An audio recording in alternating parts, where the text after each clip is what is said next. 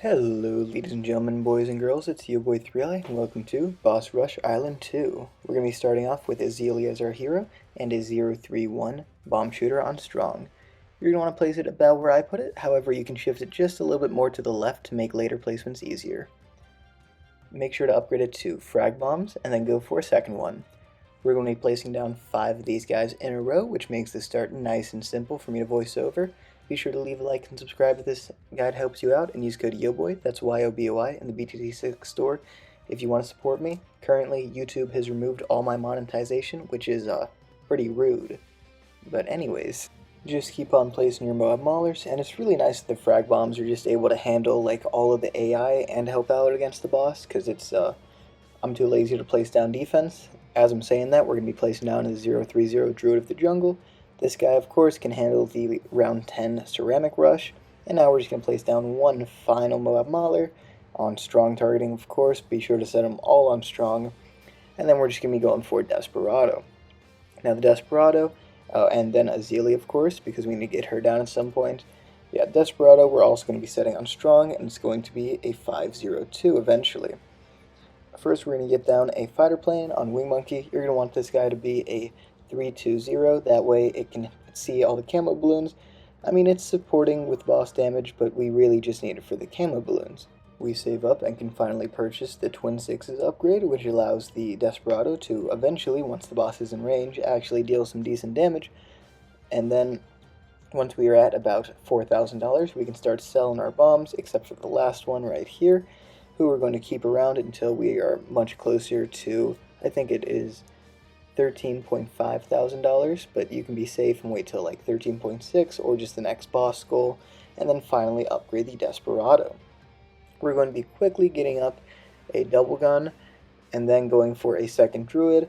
You could probably just get the second Druid first. I forgot about that, and just make sure both of the Druids are 130s on Strong targeting. Make sure to set them onto Strong, otherwise death, while not too likely, could possibly happen.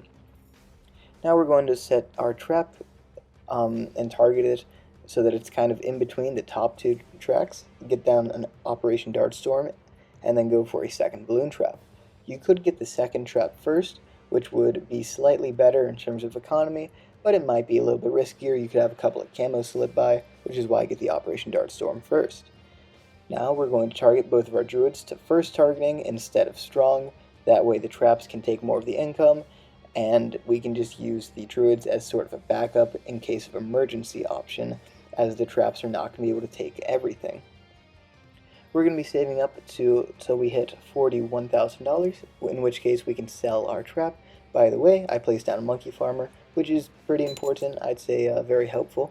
But once we're at 41,000, we can sell one of our traps for the XXL trap, which should perfectly line up before round 40.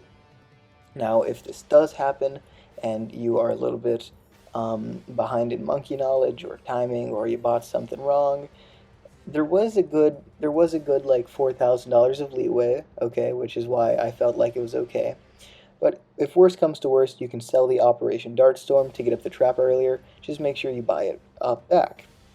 In fact, you can sell anything except for the Desperado in order to get up the trap. Please get it up before round 40, otherwise you will die to those Moabs, and bad things happen if you die. You don't want to hear about it. The next thing we'll be going for is saving for the mat.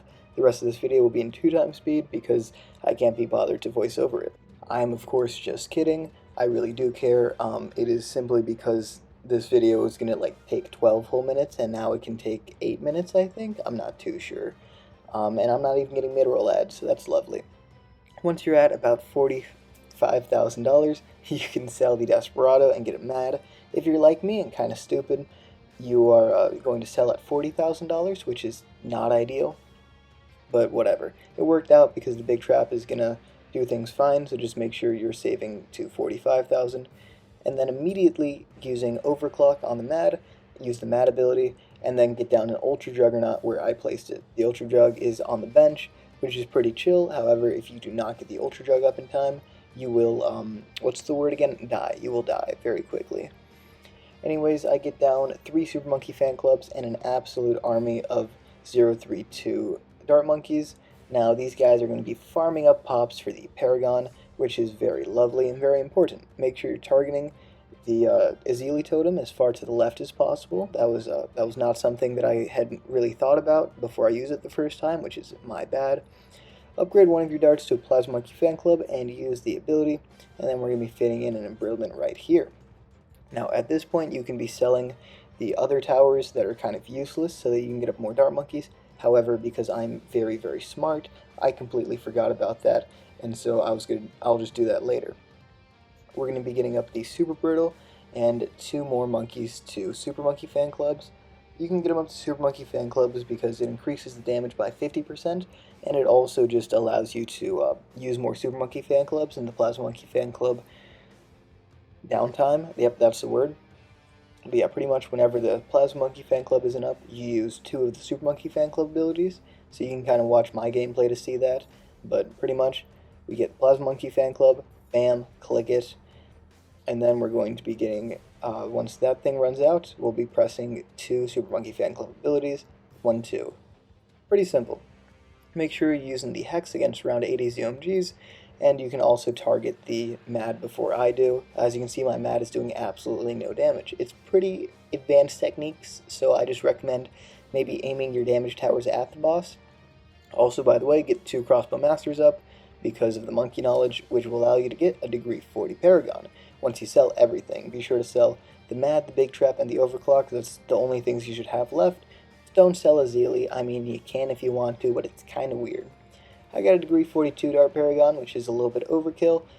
You really only need Degree 40. It would be better if you get Degree 40 and just get it earlier, but I don't know. I think Ninja Kiwi should make it so that you can see the Paragon degree just by clicking on the tower, but it won't let you, whatever. And I mean before you buy it, of course. You can see it now. But after we get up the Paragon, we're just going to get up the Ice Monkey Bottom Path Tier 5, which is the Icicle Impale, and then we're also going to be getting up a bunch of Sabotages. The way I like to buy the Sabotages is you get one, you use the ability, and then you buy the next, use that ability, and buy the next.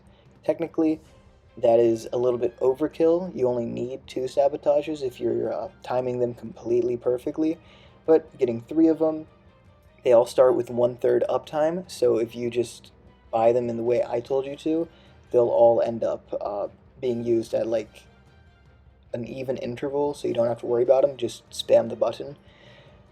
After we get up the Dart Paragon, we're just going to spend the rest of our money on a Mad plus an Overclock, and then a Flying Fortress plus an Overclock. I kind of have just been ignoring that because they don't add too much, however, why not? I mean, just add them in there. So, get the Mad, get the Flying Fortress. Maybe instead of the Flying Fortress, you could do Super Mines. You could do that before the Mad. None of this is really going to matter. Hope this guide helped you out. Be sure to leave a like, subscribe, and I'll see you next time. Peace out. Bye. Join the Discord. It's the Boss Rush Discord. You can't miss it. It's in the description.